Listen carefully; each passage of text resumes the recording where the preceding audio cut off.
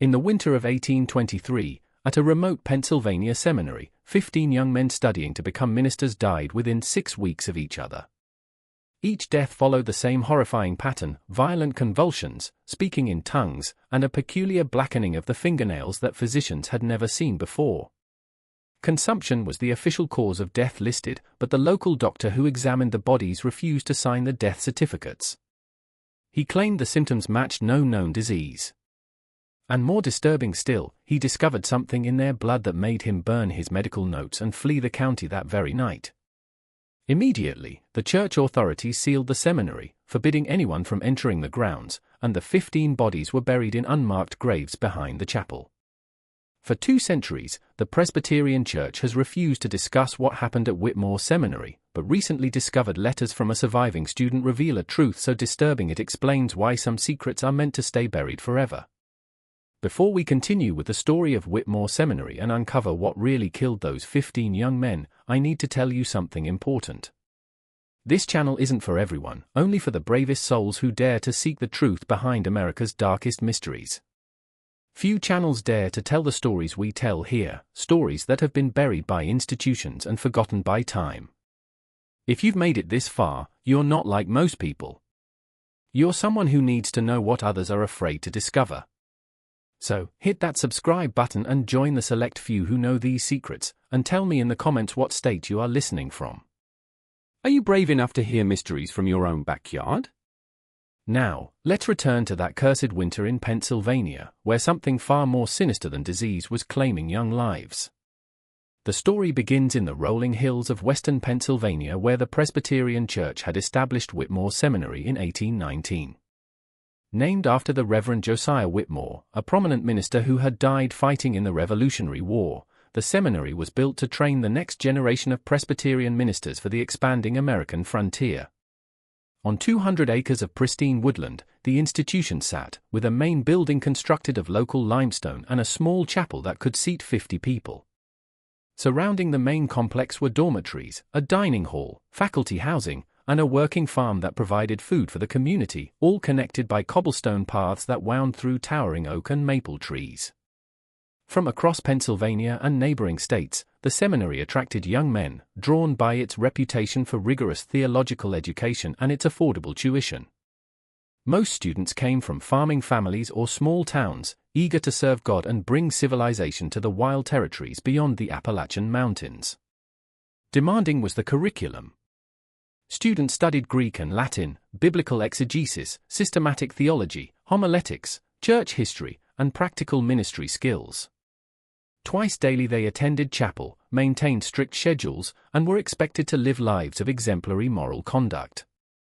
Rigorous was the selection process for students, requiring letters of recommendation from local ministers, evidence of academic preparation, and a detailed testimony of their calling to ministry.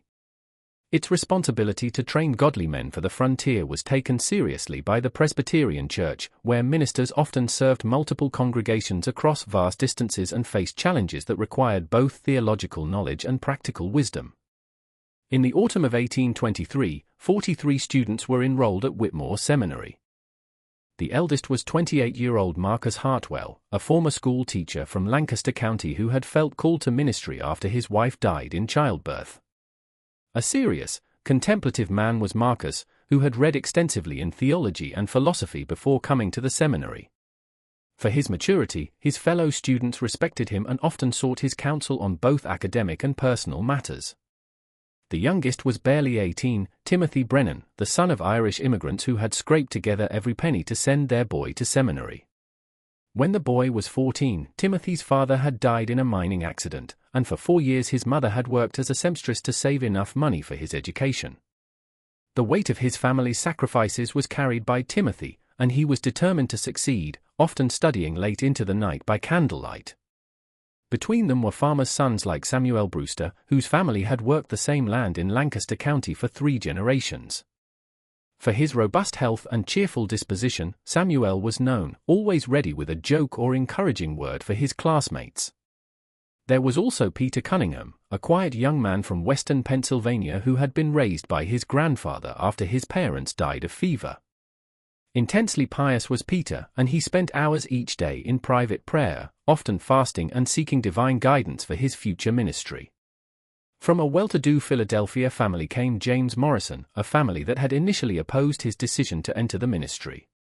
His father, a successful merchant, had wanted James to join the family business, but the young man had felt an irresistible call to serve God.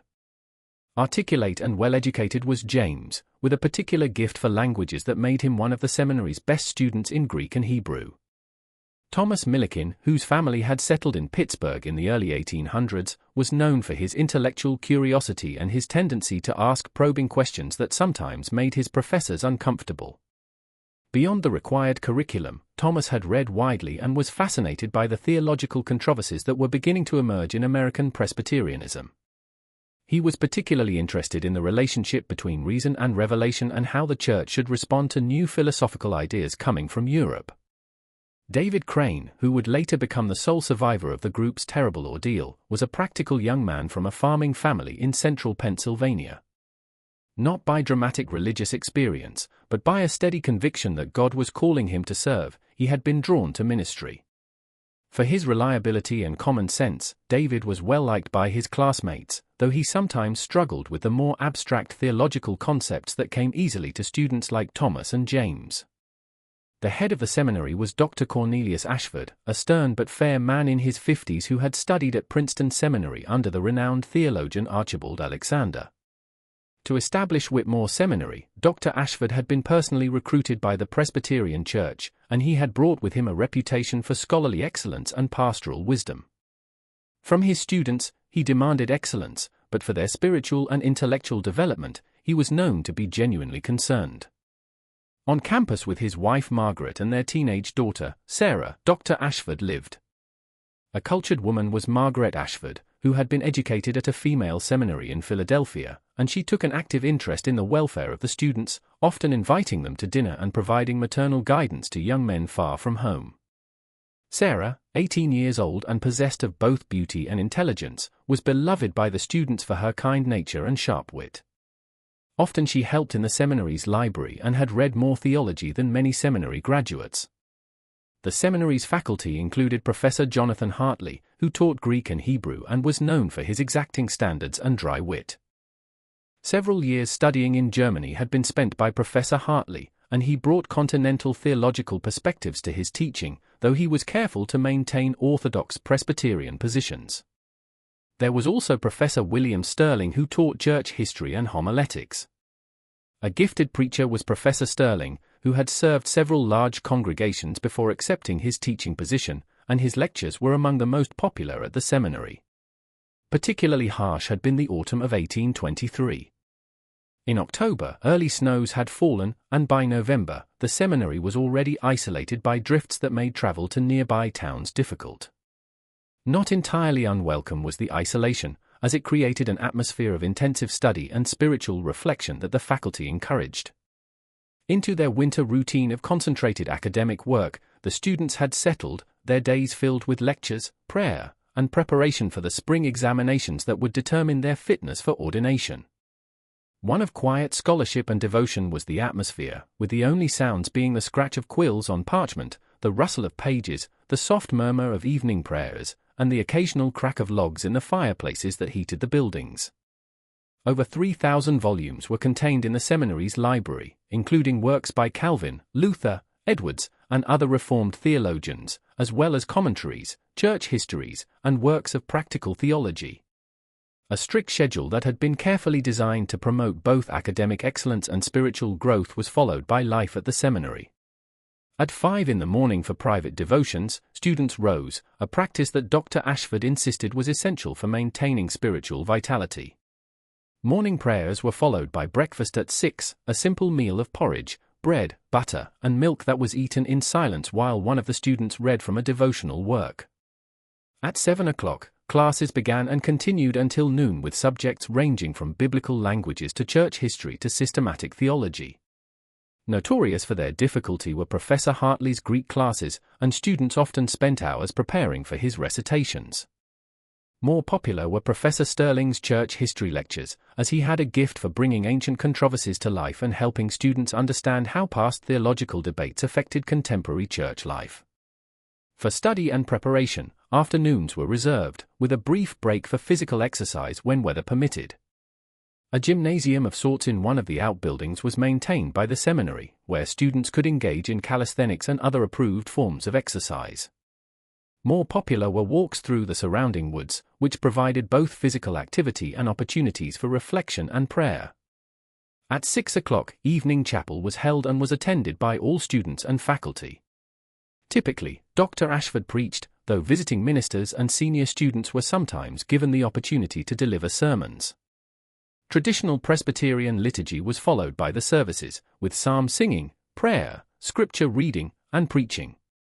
A beautiful space was the chapel itself, with tall windows that let in the afternoon light and a simple but elegant pulpit carved from local walnut. For communal study time in the library or their dormitory common rooms, students gathered after evening chapel. This was a time for discussion of the day's lectures, collaborative work on assignments, and informal theological debate. Often intense were the conversations, as young men grappled with complex theological questions and prepared themselves for ministries that would require them to provide spiritual guidance to others.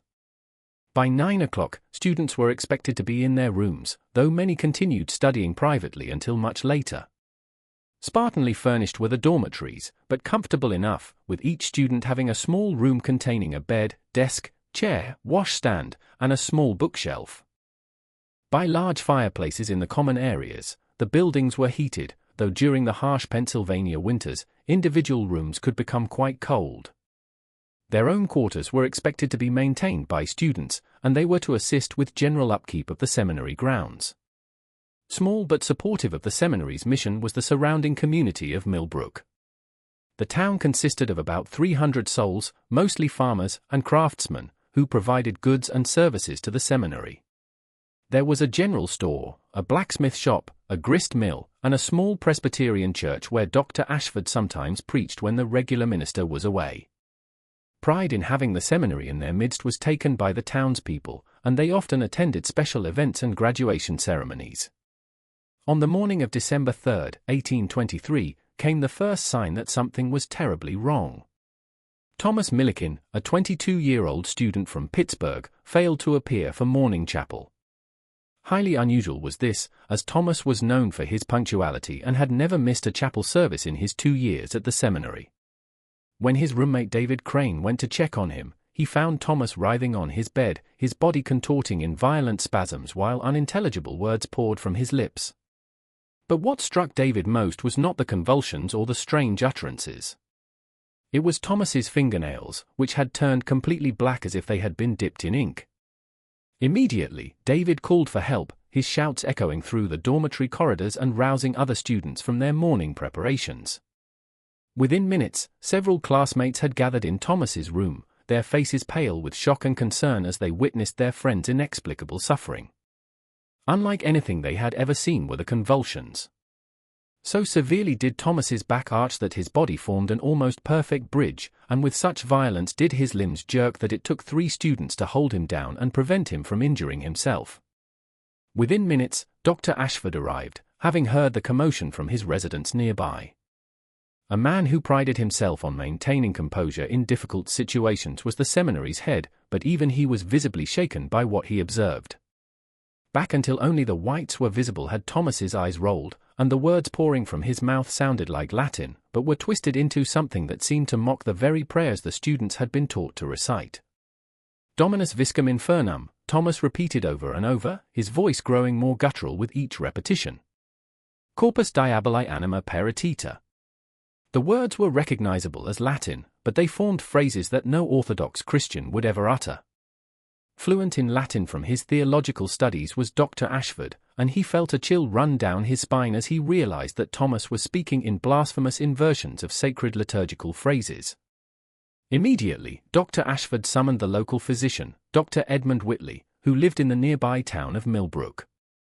On horseback through the snow-covered roads, a messenger was dispatched with instructions to bring the doctor back as quickly as possible.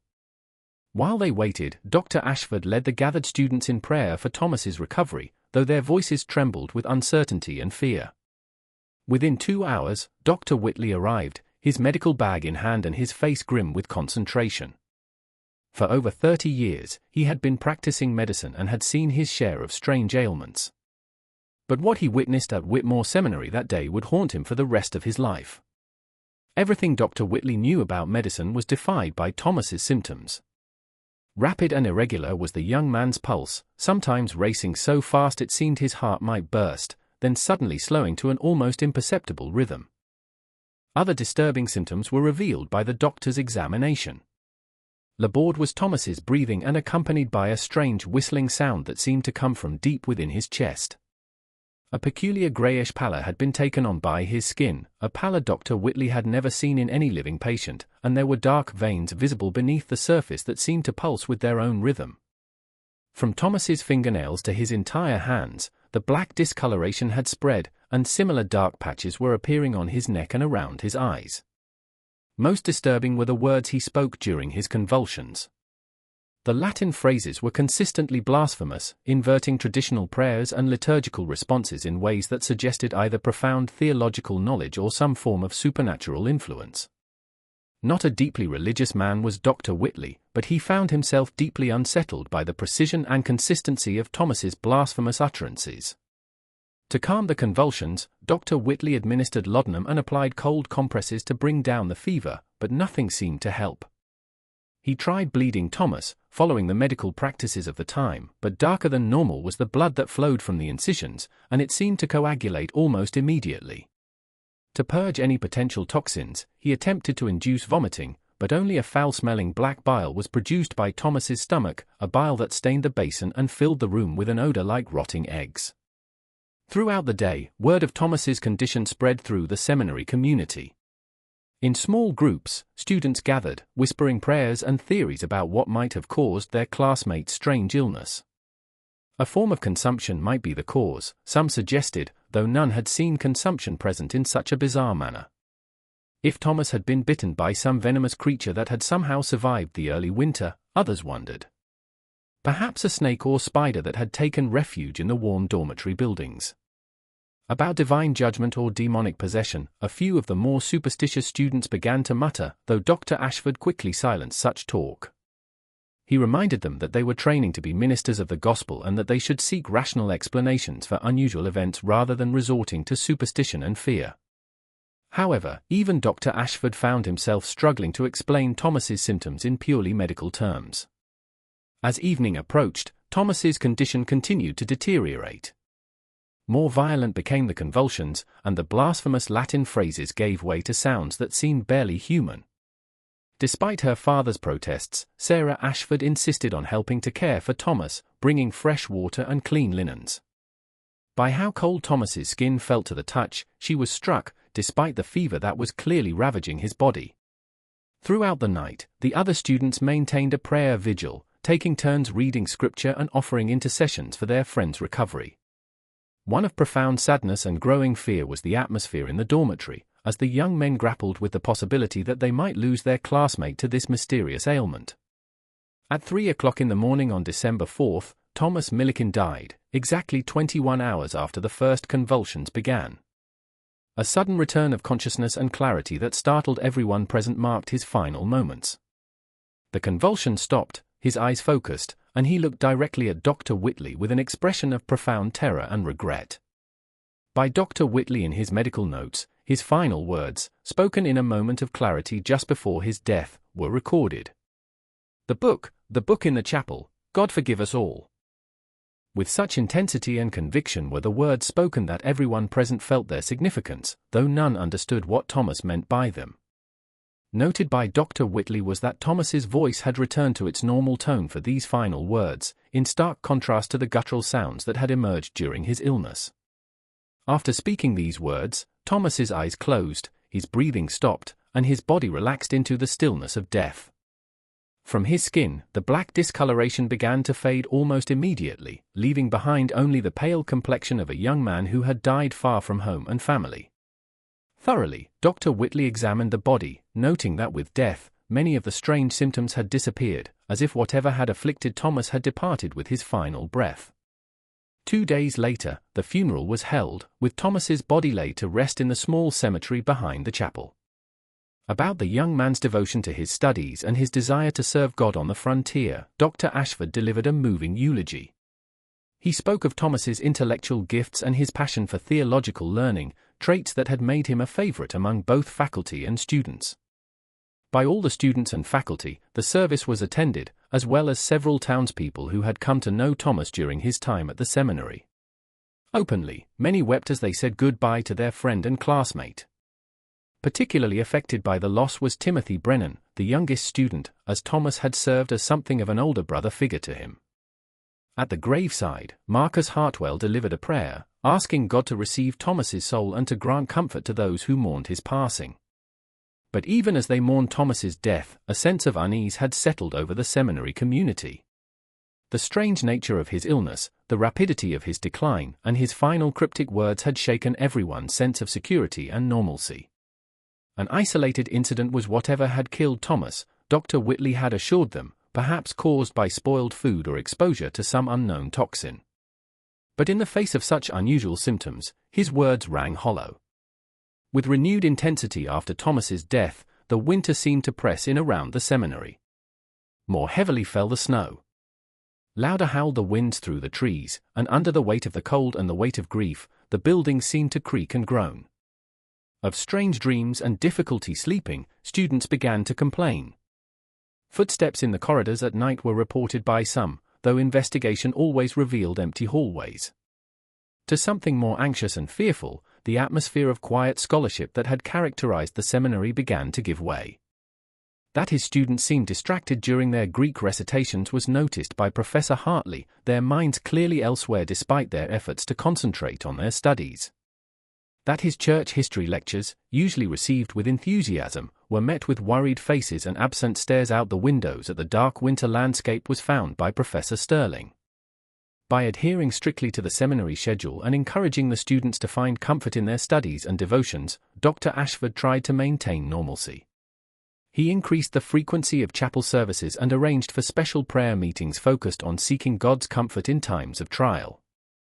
But despite his efforts, over the community like a dark cloud that refused to lift, the shadow of Thomas's death hung. What none of them realized was that only the beginning was Thomas Milliken's death.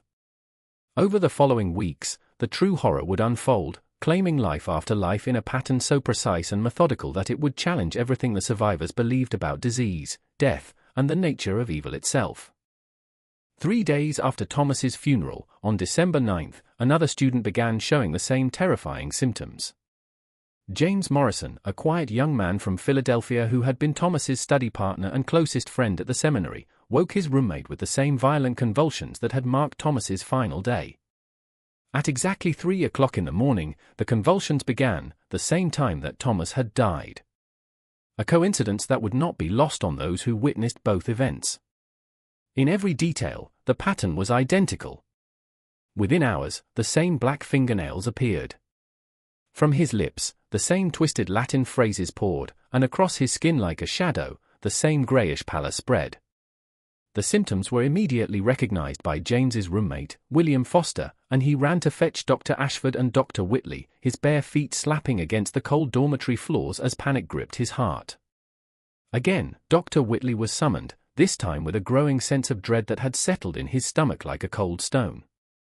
The days since Thomas's death had been spent by Dr. Whitley researching every medical text he could find, seeking some explanation for the bizarre symptoms he had witnessed. To colleagues in Philadelphia and Pittsburgh, he had written, describing the case and asking for their insights, but nothing in his extensive library or correspondence offered any clues that could explain what he had seen. The blackened fingernails, the convulsions, the strange vocalizations, taken individually, each symptom might have had a rational explanation. Poisoning could cause convulsions. Certain diseases could affect the circulation and cause discoloration, and delirium could lead to incoherent speech. But together, they formed a pattern that seemed to exist outside the bounds of known medicine, a combination of symptoms that appeared in no medical textbook Dr. Whitley had ever studied. As Dr. Whitley examined James Morrison, he was struck by the precise similarity to Thomas's condition. Not only were the symptoms identical, but they appeared to be progressing at exactly the same rate. At the same speed, the black discoloration spread from the fingernails, the same pattern of intensity was followed by the fever, and word for word, even the specific Latin phrases were repeated. As if James was following some predetermined script that had already been written by Thomas's illness, it was. Now openly terrified were the students who gathered to witness James' suffering. Any remaining hope that Thomas's death had been an isolated incident had been shattered by the coincidence of two identical illnesses occurring so close together. Through the dormitory about curses and divine judgment, whispers began to spread, though Dr. Ashford continued to insist on rational explanations and discourage superstitious speculation.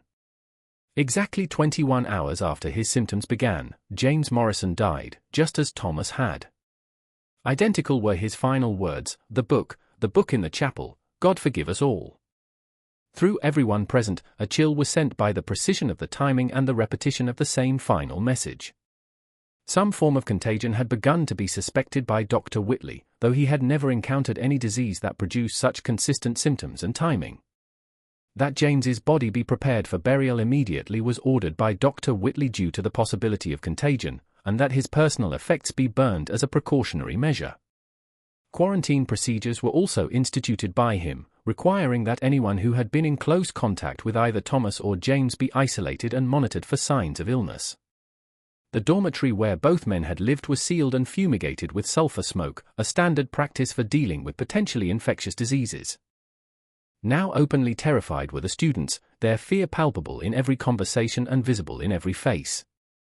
Their sense of safety and normalcy had been shattered by 2 deaths in a week, both following the same horrifying pattern. A place of learning and spiritual growth had the seminary been, but now it felt like a trap from which death might emerge at any moment to claim another victim. By increasing the frequency of chapel services and encouraging the students to find comfort in prayer and study, Dr. Ashford attempted to maintain order. He arranged for additional prayer meetings and Bible studies, hoping that increased devotional activity might provide both spiritual comfort and practical distraction from their fears. To the Presbyterian Church authorities in Philadelphia, he also wrote, informing them of the situation and requesting guidance on how to proceed. Swift and decisive was the response from Philadelphia. To investigate the situation and provide assistance, the Reverend Dr. Jonathan Blackwood, a senior administrator in the Presbyterian Church, was dispatched immediately. For his calm demeanor and practical approach to crisis management was Dr. Blackwood known, having dealt with various emergencies in Presbyterian institutions throughout Pennsylvania and New Jersey. But before Dr. Blackwood could arrive, the pattern repeated itself again. On December 12, 3 days after James Morrison's death, it happened a third time. This time, the victim was Samuel Brewster, a 25-year-old from rural Lancaster County who had been known for his robust health and cheerful disposition. One of the most popular students at the seminary had been Samuel, always ready with a joke or encouraging word for his classmates, and shock waves through the entire community were sent by his illness. In every terrifying detail, the pattern was identical. Violent convulsions beginning at 3 o'clock in the morning, blackened fingernails, twisted Latin phrases, grayish pallor, and death exactly 21 hours later. The same as his predecessors were Samuel's final words, the book in the chapel, God forgive us all. So precise was the repetition now that Dr. Whitley began to document every aspect of the illness, hoping to find some clue that might explain the impossible consistency. 3 deaths that followed the same impossible pattern had now been witnessed by Dr. Whitley. As a man of science and rational thought, he struggled to accept what he was seeing. Medical explanation was defied by the symptoms. Unnaturally precise was the timing, and some shared knowledge or experience that connected the victims in ways he couldn't understand was suggested by the final words. That the deaths might not be natural at all, he began to suspect, but he had no framework for understanding what else they might be. Some measure of relief to the beleaguered seminary community was brought by the arrival of Dr. Blackwood on December 15. A man in his 60s with silver hair and penetrating blue eyes that seemed to miss nothing was Dr. Blackwood. For over 40 years, he had served the Presbyterian Church and had dealt with everything from financial scandals to theological controversies. With the authority and confidence that came from decades of experience, he immediately took charge of the situation. Immediately, Dr. Blackwood convened a meeting with Dr. Ashford, Dr. Whitley, and the senior faculty to discuss the situation and develop a plan of action. Carefully, he listened to Dr. Whitley's detailed account of the 3 deaths, asking pointed questions about symptoms, timing, and any potential connections between the victims. He also interviewed several students who had been close to the deceased, seeking any information that might explain the mysterious pattern. Pragmatic and decisive was his assessment, though privately he was deeply troubled by what he had learned. Some form of highly contagious disease that had not yet been identified by medical science was what the seminary was dealing with, concluded Dr. Blackwood. While he had never encountered anything like the symptoms Dr. Whitley described, he had seen enough epidemics to know that unknown diseases could sometimes emerge and devastate communities before doctors understood how to treat them. Based on this assessment, immediately, Dr. Blackwood ordered that the institution be quarantined, with no one allowed to enter or leave the grounds until the epidemic had run its course. To the Presbyterian Church authorities in Philadelphia, he sent word, explaining the situation and requesting that prayers be offered for the seminary community. To the families of all students, he also dispatched letters, explaining the quarantine and assuring them that every precaution was being taken to protect their sons. From a place of learning into a prison of fear, the quarantine order transformed Whitmore Seminary. The students, now numbering 37 after the 3 deaths, found themselves trapped with whatever was killing their classmates. The constant vigil against death became secondary to the normal rhythms of academic life. Every morning brought the terrifying question, who would be next? In the faculty building, Dr. Blackwood had taken up residence and assumed overall authority for managing the crisis. A man of firm faith and practical experience was he. But even he seemed shaken by the precise pattern of the deaths and the mysterious final words that each victim had spoken. A strict schedule of prayer services was established by him, hoping that divine intervention might halt whatever was claiming the students' lives. To maintain both order and morale, the daily routine under quarantine was carefully structured. To include special prayers for protection and healing, morning chapel was extended. Though professors struggled to maintain academic focus when everyone's thoughts were consumed by fear and grief, classes continued. A buddy system was instituted by Dr. Blackwood, with students paired to watch over each other and report any sign of illness immediately. On December 18th, the 4th death came, claiming Peter Cunningham, a quiet student from western Pennsylvania, who had kept largely to himself since arriving at the seminary. For his intense piety and long hours of private prayer was Peter known, often fasting and seeking divine guidance for his future ministry. At exactly 3 o'clock in the morning, his illness began, following the same terrifying pattern that had become grimly familiar to the seminary community. The convulsions, the blackened fingernails, the twisted Latin phrases, and the grayish pallor all appeared on schedule, as if Peter's body was following some invisible script written by the deaths that had come before. Every detail was documented by Dr. Whitley, noting that even the specific Latin phrases were identical to those spoken by the previous victims. Beyond anything that could be explained by natural disease or coincidence was the precision. Exactly 21 hours after his symptoms began, Peter Cunningham died, and identical to the others were his final words, the book in the chapel, God forgive us all. Intensely on these final words had Dr. Whitley begun to focus, convinced that they held the key to understanding the mysterious deaths. Specific and consistent was the reference to a book in the chapel, suggesting that all 4 victims had shared some knowledge or experience related to this mysterious book. Not only Dr. Whitley, but also Dr. Blackwood, who had extensive experience with theological controversies and church discipline, had begun to be intrigued by the mention of a book in the chapel. That dying words often carried special significance was understood by both men, and the consistency of the message across for different victims suggested that it was not merely the product of delirium or fever-induced hallucinations. About conducting a thorough search of the chapel, Dr. Blackwood approached Dr. Ashford, but the seminary's head was reluctant to disturb the sacred space based on what he considered the ravings of dying men. The heart of the seminary's spiritual life was the chapel, argued Dr. Ashford, and searching it would undermine the students' faith and confidence in the institution. Rather than pursuing what he saw as superstitious speculation, he preferred to focus on medical solutions. However, that dying words often revealed secrets that the living were reluctant to acknowledge had been taught to Dr. Blackwood by his experience with church controversies. Cases of clerical misconduct, financial impropriety, and theological deviation had been investigated by him, and he knew that dark secrets were sometimes harbored by religious institutions beneath their pious exteriors. That a thorough investigation was necessary was convinced to him by the consistency of the dying words, combined with the inexplicable nature of the deaths. By December 20th, the seminary was in the grip of full panic. Convinced that the food might be contaminated with whatever was causing the deaths, the students had begun to refuse meals. In small groups, they huddled together, reading scripture and praying constantly, their voices rising and falling in desperate pleas for divine protection. Signs of nervous exhaustion had begun to be shown by some, jumping at every sound and crying out in their sleep. To maintain order and continue the educational mission of the seminary, the faculty struggled. But the atmosphere of terror was becoming overwhelming. By hollow-eyed students who could barely concentrate on their recitations were Professor Hartley's Greek classes attended. By sudden prayers and outbursts of fear when students thought they heard sounds in the hallways were Professor Sterling's church history lectures interrupted. To their families, begging to be allowed to leave the seminary despite the quarantine order, several students had begun writing letters. To his mother, expressing his fear that he would never see her again, Timothy Brennan, the youngest student, had written. To provide leadership and comfort to his younger classmates, Marcus Hartwell, the eldest and most mature student, had taken it upon himself. But with the constant pressure of living under the shadow of death, even he was struggling.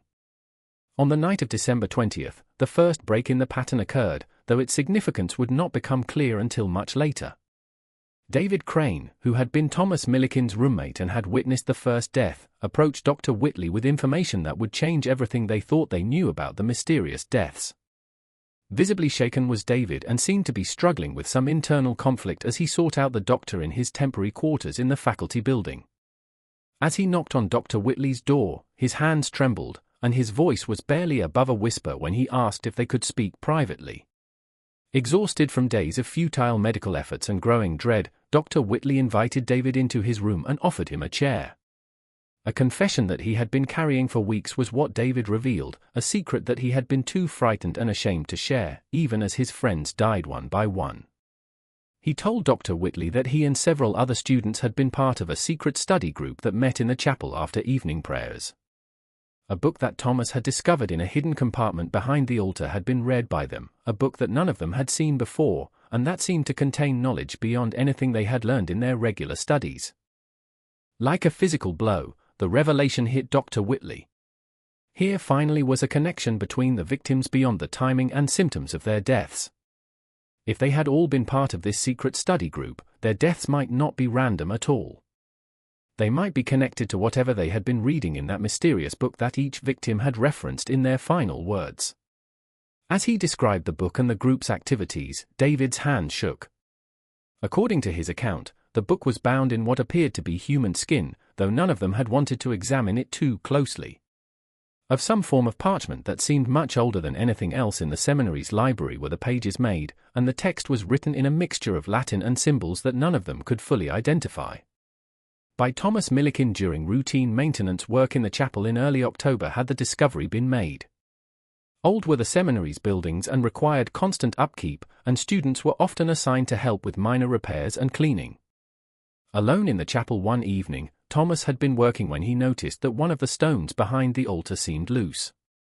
When he investigated, a hidden compartment that contained the mysterious book was found by him, along with several other items that appeared to be very old. Immediately fascinated by the discovery had been Thomas, and he had shared it with his closest friends, James Morrison, Samuel Brewster, Peter Cunningham, David Crane, and Marcus Hartwell. To examine the book and attempt to decipher its contents, the 6 young men had formed a secret study group. Twice weekly after evening prayers when the chapel was empty and the faculty had retired for the night, they began meeting. According to David's trembling testimony, some form of advanced theological text appeared to be the book, but written in a style and language that seemed to predate anything they had studied in their regular curriculum. Knowledge of spiritual practices that went far beyond orthodox Presbyterian doctrine were suggested by the symbols and diagrams scattered throughout the text. With Hebrew words and strange symbols that resembled no alphabet any of them had encountered, the Latin text was interspersed. That the book contained secret wisdom that could enhance their understanding of divine mysteries and make them more effective ministers, Thomas had been convinced. That God had led him to discover the book for a purpose was argued by him, and that they had a responsibility to study its contents and unlock its secrets. Initially skeptical had been the other members of the group, but Thomas's enthusiasm and apparent scholarly insights had gradually won them over.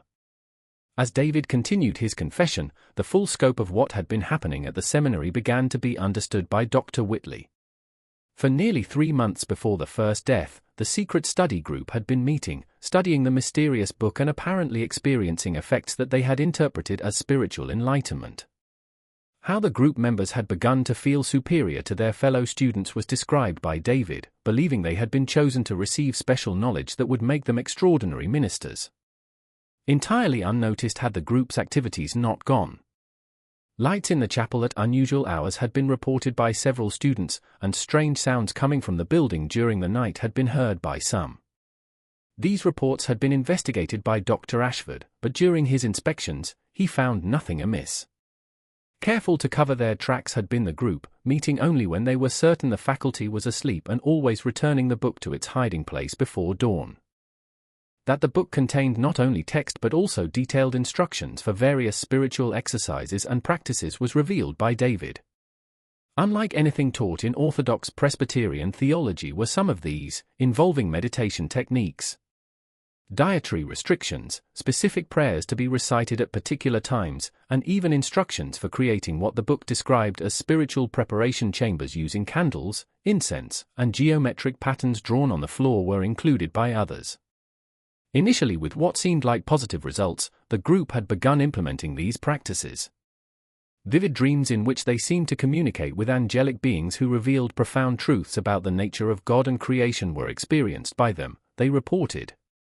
More spiritually alive than ever before did they feel, and as they applied insights from their secret studies to their regular coursework, their academic performance actually improved. But as David continued his account, it became clear that a price had come with the supposed benefits. Physical symptoms that they initially dismissed as signs of spiritual transformation had begun to be experienced by the members of the group. From headaches, insomnia, and strange sensations in their hands and feet, they suffered. Their appetites changed, and they found themselves craving foods that they had never eaten before, particularly meat that was barely cooked. The most severe symptoms were experienced by Thomas, as the group's leader and the one who had discovered the book. Of a constant burning sensation in his stomach, he began to complain, and he reported that he could sometimes hear voices speaking to him in languages he didn't recognize. But instead of being alarmed by these symptoms, he had convinced himself and the others that they were signs of spiritual advancement, evidence that their souls were being prepared for higher forms of divine communication. Changes in their relationships with other students and faculty had also begun to be noticed by the group. Impatient with what they saw as the simplistic theology taught in their regular classes, they found themselves becoming on their classmates who seemed content with ordinary spiritual experiences and conventional understanding of Scripture, they looked down. As an elite group chosen by God for special revelation and destined for extraordinary ministries, they began to see themselves. Doubts about their activities had begun to be had by Marcus Hartwell, the eldest member of the group. In November, he told David that he had started experiencing nightmares in which the angelic beings they thought they were communicating with revealed themselves to be something far more sinister. In these dreams, the beautiful faces transformed into hideous masks, and into blasphemous mockeries of sacred truth turned the divine wisdom they offered. To end the group's meetings and return the book to its hiding place, Marcus had wanted, but that his doubts were a test of his faith and commitment to the advanced knowledge they were receiving, Thomas had convinced him. That spiritual progress always involved periods of testing was argued by Thomas, and that Marcus was being challenged to demonstrate his worthiness to receive higher revelations. Intense had been the pressure within the group to continue their studies. Increasingly obsessed with the book had Thomas become, and he spent hours copying passages and creating his own interpretations of the symbols and diagrams. Of their group as the chosen ones, he had begun to speak, and he claimed that they were being prepared for a special mission that would transform the Presbyterian Church and American Christianity. As David's confession continued, a timeline that connected the group's activities to the pattern of deaths began to be pieced together by Dr. Whitley. In late November, the first symptoms had appeared, beginning with Thomas, but gradually affecting all members of the group. Psychological changes that included increased aggression, paranoia, and a growing sense of superiority over others had been accompanied by the physical symptoms. Warnings about the consequences of improper study or abandoning the practices once they had been begun had also been contained in the book. According to David, there were passages that suggested terrible punishments for those who proved unworthy of the knowledge they had received. That those who began the spiritual journey outlined in the book but failed to complete it would face divine judgment in the form of physical and spiritual destruction was implied by the text. When Dr. Whitley pressed David about the current location of the book, the young man's face went pale and his voice dropped to barely a whisper. That the book had disappeared from its hiding place 3 days before Thomas's death was revealed by him. For their regular meeting on November 30th, the group had gathered, only to find the hidden compartment empty. The entire chapel had been searched by them, but no trace of the book or any sign that someone else had discovered their secret was found. Into a panic had the disappearance of the book thrown the group. That someone had discovered their activities and stolen the book to prevent them from completing their studies, Thomas had been convinced. Increasingly agitated and paranoid had he become, accusing fellow students and even faculty members of spying on them and working to undermine their spiritual progress. In the days following the book's disappearance, more severe symptoms had begun to be experienced by the group members. Constant became the headaches, worsened the insomnia, and shared nightmares in which they were pursued by dark figures who demanded that they return something they had stolen. They began to have. That they were being tested were these experiences interpreted by Thomas, and that they needed to prove their commitment to the spiritual path they had begun. In an entirely new light, David's revelation cast the deaths. If the victims had all been part of this secret study group, their deaths might not be the result of disease or natural causes at all. They might be connected to whatever spiritual or psychological processes had been triggered by their study of the mysterious book. With possibilities that lay outside his medical training and scientific worldview, Dr. Whitley found himself grappling. Staggering were the implications of David's confession. If the book contained some form of dangerous knowledge or practices that had somehow caused the deaths, then something far more complex than a medical epidemic might be being dealt with by the seminary.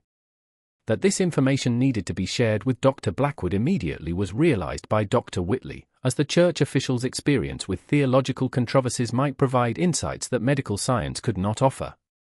Shock waves through the seminary community were sent by the discovery of the secret study group when Dr. Whitley shared David's confession with Dr. Blackwood. Immediate and decisive was the church officials' reaction. A full investigation was ordered by him, interrogating every student and faculty member about their knowledge of the group and the mysterious book. A conspiracy of silence that had been maintained for months was uncovered by him, with nearly half the student body aware of the secret meetings but too frightened to speak out. The depth of the deception that had been occurring under the seminary's roof was revealed by Dr. Blackwood's investigation. Accounts of seeing lights in the chapel at unusual hours, hearing strange chanting and unfamiliar prayers, and noticing changes in the behavior of the group members were come forward with by students. That they had been approached by Thomas Millikin about joining the group was admitted by several, but they had declined, either from suspicion about the secretive nature of the activities or from concern about violating seminary rules. That he had noticed changes in the academic performance and behavior of several students, including Thomas, James, Samuel, and Peter, was revealed by Professor Hartley. While their scholarly work had initially improved, they had become increasingly argumentative during class discussions and had begun to challenge orthodox theological positions in ways that seemed designed to provoke controversy rather than engage in legitimate scholarly debate.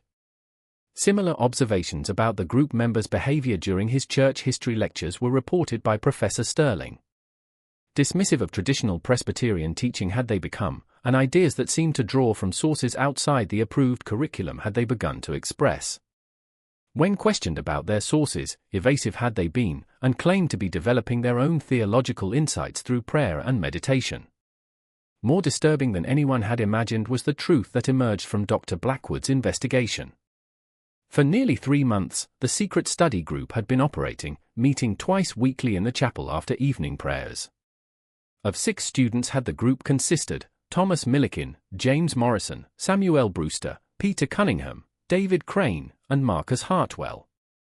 The contents of the mysterious book had been studied by them, and practices that were clearly outside the bounds of orthodox Presbyterian theology had been implemented. According to testimony from multiple witnesses, signs of spiritual pride and exclusivity that were completely contrary to the humility and unity that the seminary sought to foster had begun to be exhibited by the group members. An inner circle that looked down on their fellow students and seemed to believe they had access to superior spiritual knowledge had been formed by them. Within the student body, tension and division had been created by this attitude, though the source of the problem had been understood by few. To recognize the warning signs of heretical movements and spiritual deception had been taught to Dr. Blackwood by his experience with theological controversies.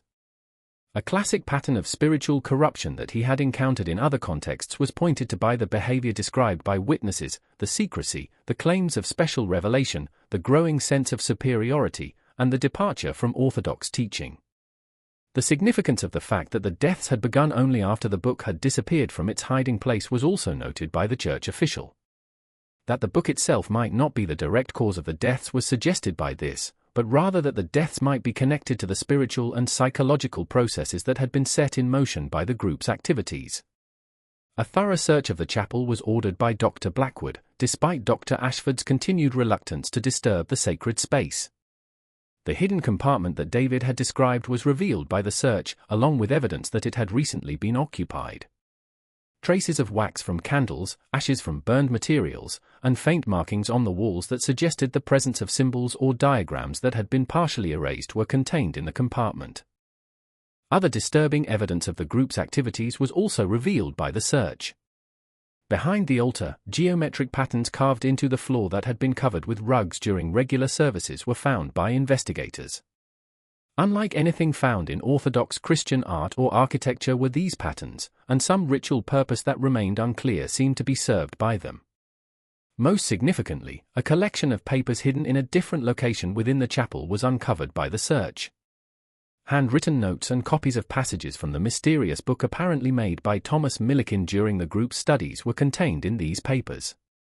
The extent of the group's departure from Orthodox Christianity was revealed by the notes, and insight into the nature of the knowledge they had been pursuing was provided.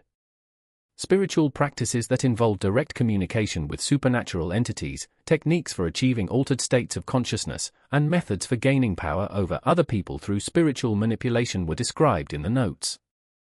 A mixture of Christian terminology and concepts that seemed to draw from occult traditions that were completely foreign to Presbyterian theology was the language used. One particularly disturbing passage copied in Thomas's handwriting described a ritual for opening the gates between worlds that required the participation of 6 individuals who would serve as vessels for divine manifestation. Enhanced spiritual powers and direct access to divine knowledge were promised to the participants by the ritual, but it also warned of severe consequences for those who proved unworthy or who attempted to abandon the process once it had begun. That the group had unknowingly been performing some version of this ritual through their regular meetings and study sessions was realized by Dr. Whitley. A process that was now claiming their lives one by one had apparently been initiated by their focus on the book's contents, combined with their implementation of the spiritual practices it described. On December 21, the 5th death occurred, claiming Marcus Hartwell himself. Particularly significant was the timing, as Marcus had been the one member of the group who had expressed doubts about their activities and had wanted to end their meetings. As the previous 4, his death followed the same pattern, but different and more revealing were his final words. Instead of referencing the book in the chapel, of being chosen and marked for the harvest, Marcus spoke repeatedly. That he understood something about the nature of what was happening to the group members was suggested by his words, though he died before he could provide any clear explanation. This deviation from the pattern was noted by Dr. Whitley, wondering if it might provide a clue to understanding the mysterious deaths. The only surviving member of the original study group was David Crane now, a fact that was not lost on anyone at the seminary. With a mixture of sympathy and suspicion, the students and faculty watched him, wondering if he would be the next victim or if he might hold the key to stopping the deaths. With guilt and terror, David himself was consumed, convinced that he would soon follow his friends into death. Enormous was the psychological pressure on David. By his knowledge of the secret group and his role in their activities, he was isolated from his classmates. Yet, he was also the only person who could provide information that might prevent further deaths.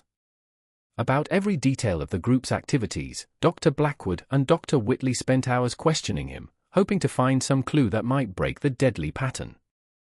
That the book had contained detailed prophecies about what would happen to those who studied its contents was revealed by David. According to these prophecies, as bridges between worlds were the 6 members of the group destined to serve, allowing supernatural entities to manifest in the physical realm. The sacrifice of their physical lives would be required by the process, but their souls would be elevated to a higher plane of existence where they would serve as intermediaries between the divine and mortal realms. That the process once begun could not be stopped or reversed was also suggested by the prophecies.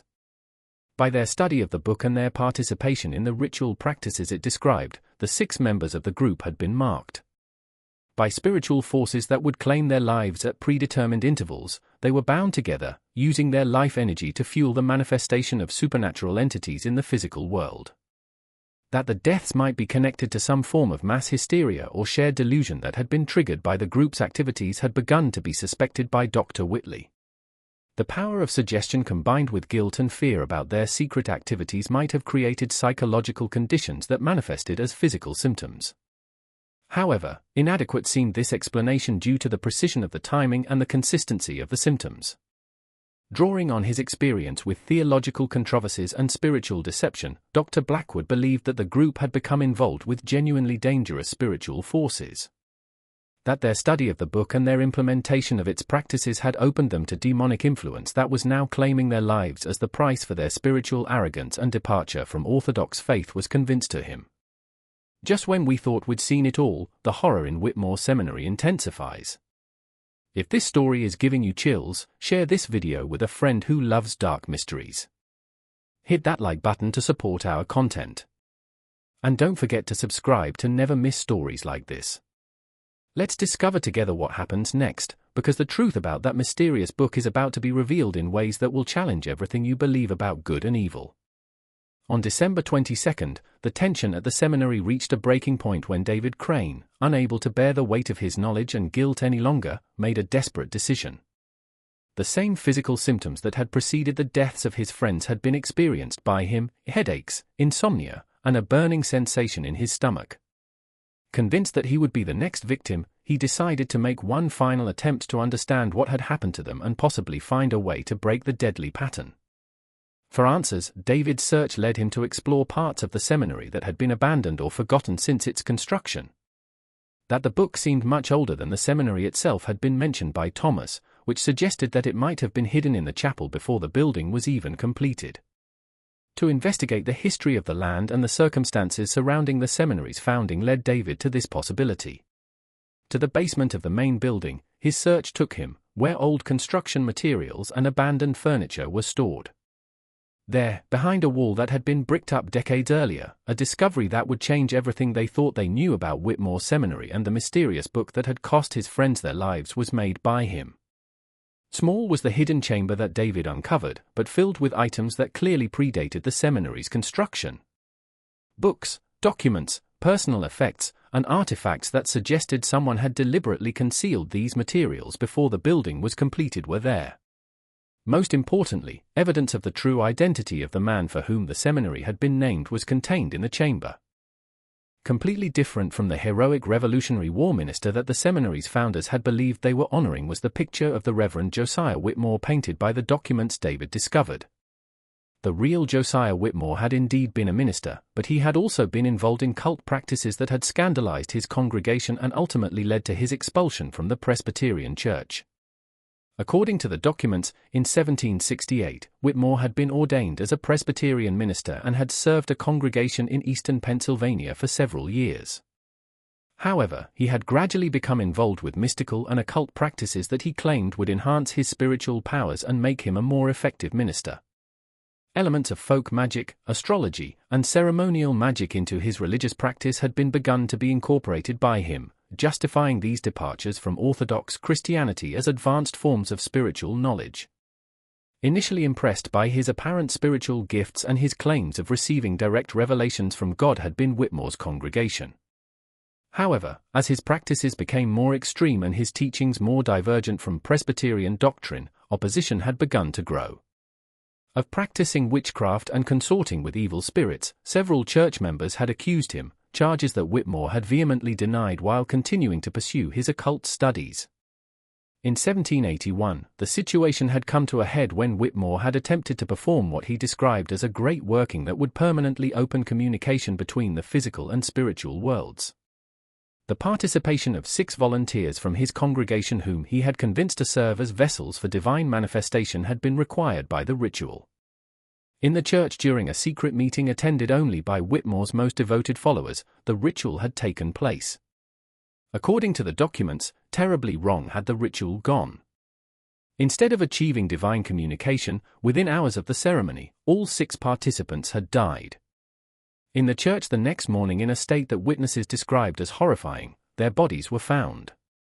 Not detailed in the documents was the exact nature of their condition, but references to blackened extremities and blasphemous utterances suggested disturbing similarities to what had been happening at the seminary. An immediate scandal that had spread throughout the Pennsylvania Presbyterian community had been caused by the deaths. Arrested and charged with murder had Whitmore been, though he had maintained his innocence and claimed that the deaths were the result of divine judgment on those who had proven unworthy of the spiritual advancement he had offered them. Brief and decisive had the trial been. About Whitmore's occult practices and his departure from Orthodox Christian teaching, multiple witnesses had testified. The physical evidence found in the church, including ritual implements, occult books, and geometric patterns carved into the floor, had convinced the jury that Whitmore had indeed been practicing witchcraft, and that his activities had directly caused the deaths of the 6 congregation members. Of witchcraft and murder had Josiah Whitmore been convicted, and in 1782, he had been executed, not dying heroically in the Revolutionary War, as the seminary's official history claimed. By church authorities who had intended to destroy them but had apparently decided instead to hide them away where they could not cause further harm. His personal library and ritual implements had been confiscated. The same property where Josiah Whitmore had conducted his occult practices and where the 6 members of his congregation had died was the land where Whitmore Seminary had been built, as was revealed by the documents. Of this history, the seminary's founders had been unaware, having been told that they were honoring a martyred patriot rather than a convicted witch and murderer. Most significantly, that the mysterious book that had been the focus of his study group was Whitmore's personal grimoire was discovered by David, a collection of occult knowledge and ritual instructions that he had compiled over years of study and practice. Not only the spiritual exercises that the group had been performing, but also detailed accounts of Whitmore's experiments in supernatural communication and his theories about opening permanent gateways between the physical and spiritual worlds were contained in the book. Why the book had been hidden in the chapel and why it had such a powerful effect on those who studied it was explained by the grimoire. For his occult practices, Whitmore had deliberately consecrated the land, and to create permanent spiritual openings that would allow supernatural entities to manifest in the physical world, he had designed his rituals as a trap for anyone who might discover it had the book been placed in the chapel, ensuring that Whitmore's work would continue even after his death. According to the grimoire's instructions, the life force of 6 participants to fuel the opening of gateways between worlds was required by the ritual that Whitmore had attempted. A failure of the ritual were not the deaths, but rather its intended outcome, providing the spiritual energy necessary for supernatural entities to establish a permanent presence in the physical realm. With growing horror that he and his friends had unknowingly been repeating Whitmore's failed experiment was realized by David. Gradually prepared to serve as the 6 vessels required for the ritual had their study sessions been, unnecessary sacrifices for a process that had been set in motion over 40 years earlier were their deaths, not random tragedies. About how the ritual might be interrupted or prevented, information was also contained in the grimoire, though the methods described were as dangerous as the ritual itself. According to Whitmore's notes, destroying the grimoire and performing a counter-ritual that would sever the connection between the physical and spiritual worlds would be required to break the ritual. However, that attempting to break the ritual would result in the immediate death of any remaining vessels was warned by the grimoire, as the supernatural entities would claim their lives to prevent the interruption of the process. Armed with this terrible knowledge, an impossible choice was faced by David Crane. He could attempt to break the ritual and save the seminary from further tragedy, but doing so would almost certainly cost him his own life. Alternatively, he could allow the process to continue and hope that his death would complete the ritual and end the threat to others, though consequences that extended far beyond the seminary would be had by the successful completion of Whitmore's work, as suggested by the grimoire. With this decision, David spent the night of December 22 wrestling, reading through Whitmore's notes and trying to understand the full implications of what he and his friends had unleashed.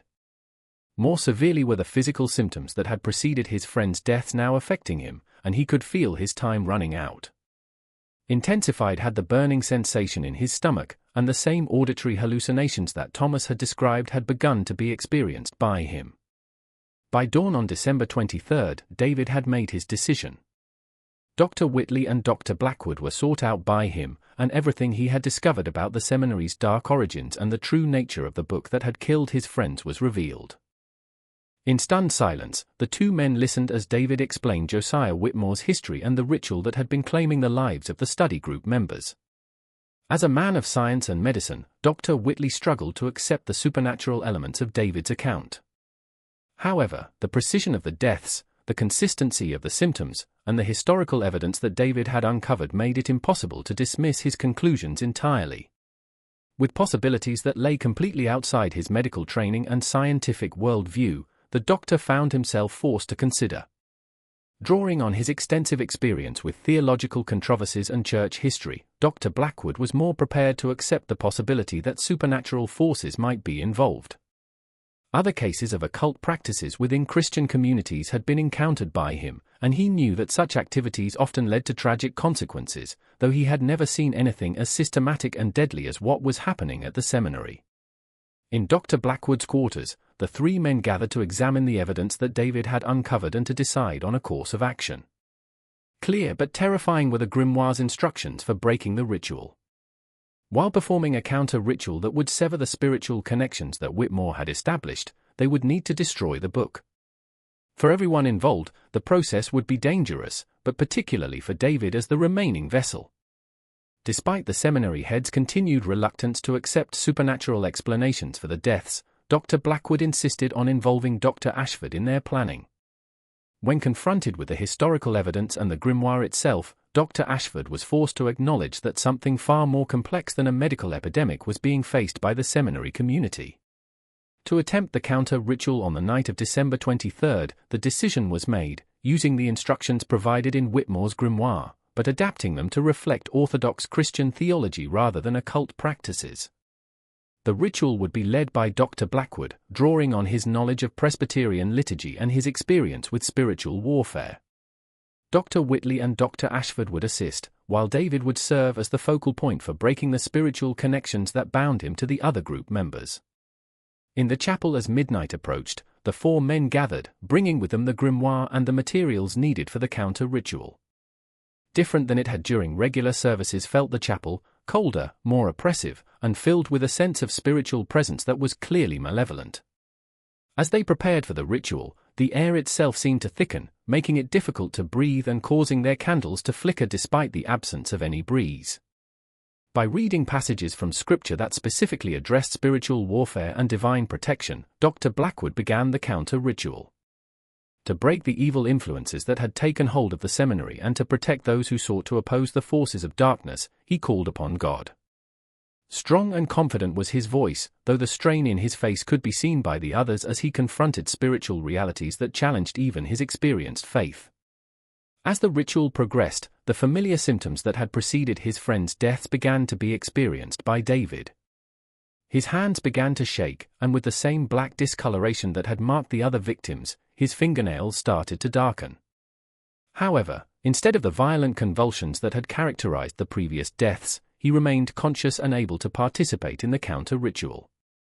When they began to burn the grimoire page by page while reciting prayers for divine protection and spiritual cleansing, the climactic moment came. As each page was consumed by flames, the spiritual oppression in the chapel seemed to intensify. Dramatically, the temperature dropped. Despite the steady flame of their candles, shadows moved across the walls. And from beneath the floor, they could hear sounds, grinding, scraping noises that suggested something trying to break through from below. From some source beyond himself seemed to come the words spoken by David, describing visions of his dead friends who were trapped between worlds and unable to find peace. that he could see the supernatural entities that had been feeding on their life force was said by him, beings of darkness and malevolence that had been given access to the physical world through Whitmore's ritual and the study group's unwitting participation. About the attempt to break the ritual were the entities furious, and they were threatening to claim everyone in the seminary as punishment for the interference. Them trying to take complete control of his body and mind could be felt by David, using him as a conduit to manifest fully in the physical world. The counter-ritual was preventing them from achieving complete dominance, but both physically and spiritually, the struggle was tearing him apart. As the last page of the grimoire was consumed by flames, a scream that seemed to shake the very foundations of the chapel was let out by David. For a moment, to the same fate that had claimed his friends, the others thought they had lost him. Up his arms, the black discoloration had spread. With violent spasms, his body convulsed, and as the entities made their final attempt to claim him, his voice became guttural and inhuman. But then, suddenly, everything changed. Lifted was the oppressive atmosphere. To normal, the temperature returned, and the supernatural sound ceased.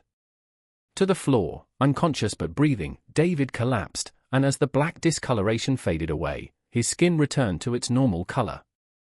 Worked had the counter-ritual, but at a cost that would mark David for the rest of his life.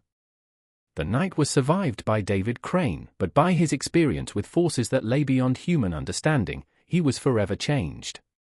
With dreams of serving God on the frontier had the young man who had entered Whitmore Seminary emerged from the chapel as someone who had looked into the abyss and barely escaped with his soul intact. As a minister would he spend the rest of his life, but he never spoke publicly about what had happened at the seminary, and he never married or had children, as if he feared passing on some spiritual contamination to future generations. With the destruction of the grimoire and the completion of the counter-ritual, the deaths at Whitmore Seminary ended. But from the tragedy that had claimed 15 young lives, the institution never recovered. Faced with the historical evidence of Josiah Whitmore's true identity and the occult origins of the seminary's location, the Presbyterian Church authorities decided to close the institution permanently. The need to relocate to a more accessible location was the official reason given, but the real motivation for the closure was understood by those involved in the investigation. As head of the seminary, Dr. Ashford resigned his position and accepted a pastorate in a small Pennsylvania town where he spent the remainder of his career serving a quiet rural congregation. Publicly about the events at Whitmore Seminary, he never spoke, though much more conservative in his theological views did he become, and he was deeply suspicious of any claims of special revelation or advanced spiritual knowledge, as was noted by his family. At other Presbyterian institutions, both Professor Hartley and Professor Sterling found positions, though their experiences at Whitmore had left them wary of student activities that took place outside the regular curriculum. For stricter oversight of seminary communities and more careful screening of students for signs of spiritual pride or heretical tendencies, they became advocates. To other Presbyterian seminaries to complete their education, the surviving students were transferred, though with the trauma of their experiences, many struggled. Unable to reconcile their faith with the supernatural horrors they had witnessed, several left the ministry entirely. Exceptionally orthodox in their theology became others, as if seeking to protect themselves from any hint of the spiritual dangers they had encountered. From his experience at the seminary, Dr. Whitley's medical practice never recovered. By events that defied medical explanation, the rational scientific worldview that had guided his career had been shattered. To a different county shortly after the incident, he moved and began drinking heavily, struggling to cope with memories that challenged everything he had believed about the nature of reality. In 1835, he eventually died of liver disease, his family reporting that for the rest of his life, he suffered from terrible nightmares and would often wake up screaming about blackened fingernails and blasphemous Latin phrases. To his administrative duties in Philadelphia, Dr. Blackwood returned, but his understanding of spiritual warfare and the reality of supernatural evil had been profoundly affected by the experience at Whitmore Seminary. On identifying and combating occult influences within Christian communities, one of the Presbyterian Church's leading experts became he, though he was careful never to discuss the specific details of what had happened at the seminary. And eventually sold to a private buyer who was unaware of their dark history were the buildings at Whitmore Seminary abandoned. Into a private residence was the main building converted, while for agricultural use, the other structures were either demolished or repurposed. Into a living room was the chapel where the grimoire had been discovered and destroyed converted, though on the room's unusual atmosphere, visitors often commented, describing it as cold and oppressive even on warm days. By 2 centuries of agricultural activity, the cemetery where the 15 victims were originally buried has been completely obliterated. When the land was converted to farming in the 1840s, the bodies were moved. But even the public cemetery where they were reinterred has undergone changes that have obscured their final resting places. The simple stones that once marked their graves have been replaced or removed, and their names are no longer associated with any particular location. Perhaps most significantly, by the counter-ritual performed by Dr. Blackwood and his companions, the spiritual contamination that Josiah Whitmore sought to create on the property appears to have been successfully cleansed. Unlike other locations associated with occult practices, the former seminary grounds show no signs of ongoing supernatural activity. For nearly 2 centuries, productive and peaceful has the land been, suggesting that David Crane's sacrifice and the destruction of the grimoire effectively severed the spiritual connections that had made the tragedy possible. Both a historical mystery and a spiritual cautionary tale is what the story of Whitmore Seminary ultimately serves as. It reminds us that the pursuit of knowledge, even knowledge presented in religious terms, can become dangerous when it leads away from humility, community accountability, and orthodox faith. Evil people were not the 15 young men who died, but proud people were they who believed they could handle spiritual forces that were beyond their understanding and control. The way that past sins can continue to affect future generations is also demonstrated by their deaths. As Josiah Whitmore's occult practices created conditions that would claim innocent lives decades after his own execution, the seminary's founders had no way of knowing that they were building on cursed ground. But from the consequences of its dark heritage, their ignorance did not protect the institution. Both the strengths and limitations of institutional religion when confronted with supernatural evil are shown by the response of the church authorities to the crisis. Willingness to take spiritual warfare seriously and to act decisively in the face of unexplained deaths was had by Dr. Blackwood, and probably saved the seminary community from even greater tragedy. However, the church's subsequent decision to suppress information about the incident, while understandable from a pastoral perspective, has prevented future generations from learning important lessons about spiritual discernment and the reality of supernatural evil. As represented by Dr. Whitley's experience, the medical profession's response to the incident illustrates the limitations of purely naturalistic approaches to understanding human experience. To diagnose and treat physical ailments was Dr. Whitley's scientific training prepared him, but to deal with phenomena that appeared to have spiritual rather than material causes, it left him completely unprepared. That some experiences are too traumatic to be processed within a purely secular worldview is suggested by his subsequent alcoholism and early death. That it is possible to encounter supernatural evil and emerge spiritually intact is demonstrated by David Crane's survival and his subsequent ministry career, but only through reliance on divine protection and orthodox Christian faith. The highest ideals of Christian service is reflected by his willingness to sacrifice his own life to save others, while the lasting effects that such experiences can have on those who survive them is shown by his lifelong struggle with trauma. Broader cultural changes in American society's understanding of spiritual reality is reflected by the gradual fading of memory about the Whitmore Seminary incident. In 1823, in the reality of supernatural forces and the possibility of spiritual warfare, most Americans still believed. By the late 19th century, scientific materialism had begun to replace religious explanations for unusual phenomena, making it easier for incidents like the Whitmore tragedy to be forgotten or reinterpreted in naturalistic terms. Today, both religious and secular worldviews are challenged by the story of Whitmore Seminary. For believers, it serves as a reminder that spiritual warfare is real and that the pursuit of religious knowledge must be balanced by humility and submission to orthodox teaching. For skeptics, a historical puzzle that resists easy explanation is presented by it and forces consideration of possibilities that lie outside the bounds of materialistic thinking. What other secrets might be hidden in family attics and church archives across America are also raised by the recently discovered letters and documents that have brought the Whitmore Seminary story to light. Over the centuries, how many other incidents of supernatural activity have been forgotten or suppressed? From tragedies that were deliberately erased from historical memory, what lessons might be learned? Contemporary concerns about the dangers of spiritual pride and the pursuit of esoteric knowledge outside the bounds of established religious authority are also spoken to by the story. In an age when alternative spiritualities and claims of special revelation are increasingly common, a warning about the potential consequences of abandoning traditional safeguards and community accountability is served by the fate of the Whitmore Seminary Study Group. Nothing more than ambition and curiosity were the 15 young men who died at Whitmore Seminary, guilty of qualities that are generally considered virtues in American culture. That even positive character traits can become dangerous when they lead away from humility and wisdom is reminded to us by their tragedy. To seek shortcuts to spiritual power that ultimately destroyed them and left lasting scars on all who knew them was what their desire to become extraordinary ministers led them. While successful in preventing immediate panic and scandal, the Presbyterian Church's handling of the incident also demonstrates the costs of institutional secrecy. Their organization's reputation was protected by church authorities by suppressing information about what had happened, but they also ensured that from the tragedy, future generations would be unable to learn. That other important historical events may have been similarly concealed is suggested by the recent discovery of hidden documents, waiting for accident or providence to bring them to light.